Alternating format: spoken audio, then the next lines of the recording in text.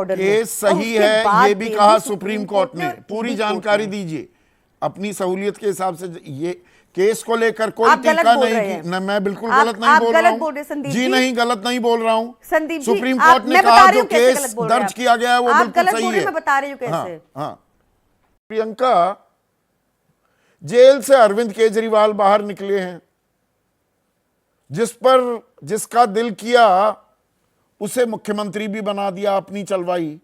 सवाल तानाशाही को लेकर पूछ रहे हैं आरएसएस से और सवाल दाग रहे हैं बीजेपी पर। अपने से सवाल नहीं, दूसरों के सवाल ज्यादा अहम लग रहे हैं अरविंद केजरीवाल को। थोड़ा समझाइए ना। सभी को नमस्ते संदीप जी। संदीप जी, आप इसको ऐसे समझिए कि एक व्यक्ति जिसने पूरी जिंदगी में सिर्फ नाम कमाया हो, पैसे कमाने पर ध्यान ना गया हो, कुशल नौकरी छोड़ दी हो, पहले भी मुख्यमंत्री पद त्याग दिया हो, दोबारा ये मुख्यमंत्री पद त्याग दिया हो, वो ऐसा क्यों करेगा? इतनी तोहमत लगाई भाजपा ने उनके ऊपर। एक चवन्नी की रिकवरी व्यक्ति जिसने। दोस्तों नमस्कार, स्वागत है आपका वायरल डिबेट चैनल में। दोस्तों आज संदीप चौधरी जी के साथ आम आदमी की प्रवक्ता प्रियंका कक्कड़ के साथ डिबेट हो रही थी। कक्कड़ तो ऐसे पेशे से वकील हैं और वो आम आदमी पार्टी की प्रवक्ता भी हैं। वो बताने लगी कि केजरीवाल वो आदमी थे जो आते ही ना तो उन्होंने मुख्यमंत्री का बंगला लिया, ना गाड़ी ली, ना तो उन्होंने सैलरी ली, और हर तरीके से वो एक आम आदमी की तरह रहते थे। और आप ऐसे आदमी के ऊपर आरोप लगा रहे हैं, बीजेपी ऐसे आदमी के ऊपर आरोप लगा के उन्हें जेल में भेज रही है। सीबीआई को कोर्ट ने कहा कि ये तोता है। इन सब बातों को सुनकर संदीप चौधरी जी ने उन्हें आईना दिखा दिया और उन्होंने कहा कि प्रियंका कक्कड़, आप तो पेशे से वकील हैं और आप एक तरफा बात मत कीजिएगा। उनके ऊपर क्या आरोप लगा है ये सबको पता है, कृपा करके पूरी जानकारी दीजिए। दोस्तों डिबेट बड़ी ही मजेदार और शानदार होने वाली है। आप डिबेट को पूरा देखिए और वीडियो में अंत तक बने रहिए और चैनल को सब्सक्राइब कीजिए और वीडियो को लाइक कीजिए। तो चलिए हम आपसे मिलते हैं वीडियो के अंत में। तो चलिए देखना शुरू करते हैं। इतनी तोहमत लगाई भाजपा ने उनके ऊपर, एक चवन्नी की रिकवरी नहीं हुई। कोर्ट ने, सुप्रीम कोर्ट ने क्या कहा? सुप्रीम कोर्ट ने कहा कि सीबीआई तोते की तरह काम करती है। ईडी कोर्ट ने क्या कहा? अरविंद केजरीवाल के खिलाफ कोई प्रमाण नहीं मिला, ये ऑर्डर में लिखा है। साथ में ऑर्डर में लिखा है ईडी ने द्वेष की भावना से काम किया, नहीं हुई। कोर्ट ने, सुप्रीम कोर्ट ने क्या कहा? सुप्रीम कोर्ट ने कहा कि सीबीआई तोते की तरह काम करती है। ईडी कोर्ट ने क्या कहा? अरविंद केजरीवाल के खिलाफ कोई प्रमाण नहीं मिला, ये ऑर्डर में लिखा है। साथ में ऑर्डर में लिखा है ईडी ने द्वेष की भावना से काम किया, ये लिखा है ऑर्डर में। केस सही है ये भी कहा सुप्रीम कोर्ट ने। पूरी जानकारी दीजिए अपनी सहूलियत के हिसाब से। ये केस को लेकर कोई टीका नहीं की। मैं बिल्कुल गलत नहीं बोल रहा हूँ जी, नहीं गलत नहीं बोल रहा हूँ। संदीप जी, सुप्रीम कोर्ट ने कहा जो केस दर्ज किया गया है वो बिल्कुल सही है। मैं बता रही हूँ कैसे। नहीं संदीप जी, अरेस्ट एक जज ने कहा अरेस्ट लीगल है। नहीं संदीप जी, अरेस्ट एक जज ने कहा अरेस्ट लीगल है, एक जज ने कहा अरेस्ट को भूल जाइए। मैं केस की बात कर रहा हूं। नहीं, आप लॉयर हैं तो मैंने भी ऐसी 27 साल हो गए पत्रकारिता करते हुए, मैं जानता हूं। अच्छा बताइए केस कैसे सही है? बताइए केस कैसे सही है? अच्छा बताइए क्या है केस के बारे में, बता दीजिए फिर। क्या सुप्रीम, अरे बता तो रहा हूं, इसमें परेशान क्यों होने लगी? आप तो खुद भी वकील हैं। सुप्रीम कोर्ट ने कहा यह केस गलत दर्ज किया गया है। सुप्रीम कोर्ट ने कहा अरेस्ट को लेकर वो आपने जानकारी दे दी। मैंने पहली जानकारी, मुकम्मल जानकारी होनी चाहिए जी। हाँ, अब बताइए जी। अरेस्ट को लेकर ही कहा, केस के ऊपर तो अभी ट्रायल तो शुरू भी नहीं हुआ। 23 महीने विजय नायर का ट्रायल शुरू नहीं हुआ, 17 महीने तक। हाँ तो देखिए ना, पीएमएलए होता है जो आप टेररिस्ट के ऊपर लगा देते हैं, जो मनी लॉन्ड्रिंग करते हैं। ब्लैक से व्हाइट करना असेंशियल इंग्रेडिएंट होता है मनी लॉन्ड्रिंग में। इसके कोई प्रमाण नहीं मिले। ईडी कोर्ट ने, मैं बहुत जिम्मेदारी से कह रही हूं कि ईडी कोर्ट ने अपने ऑर्डर में बकायदा लिखा हुआ है कि अरविंद केजरीवाल के खिलाफ कोई प्रमाण नहीं मिला।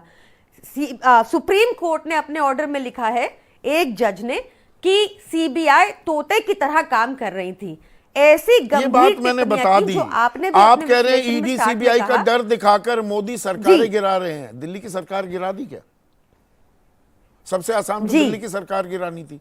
नहीं, कोशिश तो इनकी पूरी भरपूर तो यही कोशिश थी। इन्होंने हमारे नेताओं को अरेस्ट किया, इन्होंने सीबीआई ईडी द्वारा, खरीद फरोख्त द्वारा, इन्होंने वोट चोरी द्वारा हर संभव प्रयास किया आम आदमी पार्टी को तोड़ने का।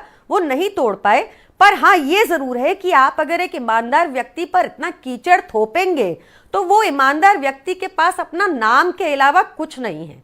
तो उन्होंने इतने सालों में कोई पैसा नहीं कमाया।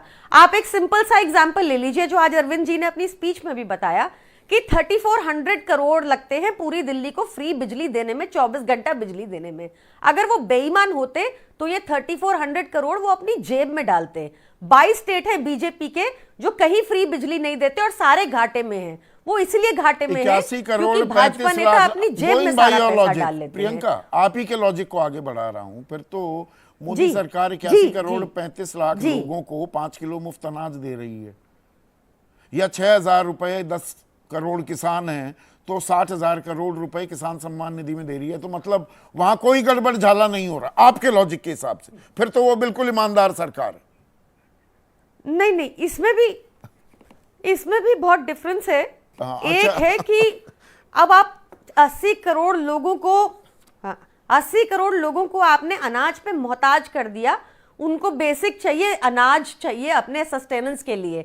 अरविंद केजरीवाल जी, जहां दिल्ली में पर कैपिटा इनकम हाईएस्ट है, दिल्ली में हर आदमी को 200 यूनिट बिजली फ्री के लिए आपने मोहताज कर दिया। इतनी भी कमाई नहीं हो रही दिल्ली की कि अपनी बिजली के पैसे दे पाए। अरे 24 घंटे बिजली दे दो, इन्वर्टर से पीछा छुड़वा दो, वो ज्यादा बड़ा सवाल नहीं है। पर हम विषयांतर हो रहे हैं।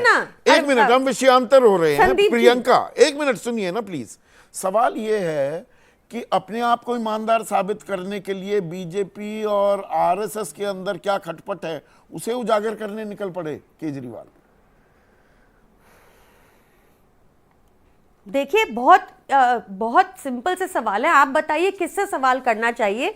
जब सुप्रीम कोर्ट ने ऐसी टिप्पणियां की सीबीआई के खिलाफ, जब ईडी कोर्ट ने ऐसी टिप्पणियां की ईडी इन्वेस्टिगेशन एजेंसी के खिलाफ, तो किससे सवाल करना चाहिए? क्यों नेचुरली करप्ट पीपल को, जो भाजपा नेचुरली करप्ट पीपल को अपने साथ बार बार लाती है, ईडी सीबीआई का दुरुपयोग करती है, तो सवाल तो उन्हीं से होंगे ना।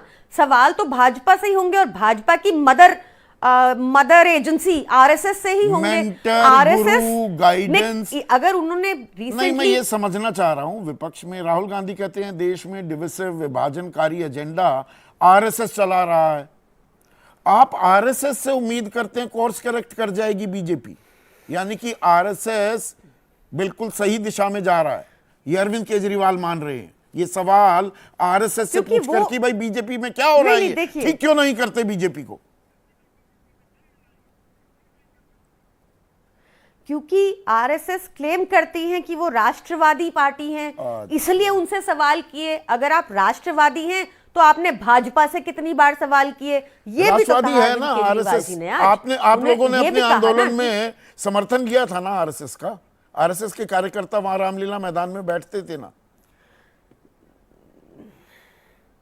देखिए, मैं आपको ये बता देती हूं, अरविंद केजरीवाल जी से हर वर्ग, हर पार्टी का इंसान, हर कोई जुड़ा था, क्योंकि वो एक नई सोच लेकर आए हैं। वो व्यवस्था परिवर्तन करना चाहते हैं, जो वो कर भी रहे हैं। अगर आप देखेंगे, अगर आप इसका विश्लेषण करेंगे तो आपको दिखेगा कि आम आदमी पार्टी की राजनीति बहुत अलग है। आरएसएस का समर्थन लिया था, आरएसएस के कहने पे हमारी पार्टी, अन्ना हजारे को आंदोलन का चेहरा बनाया गया था।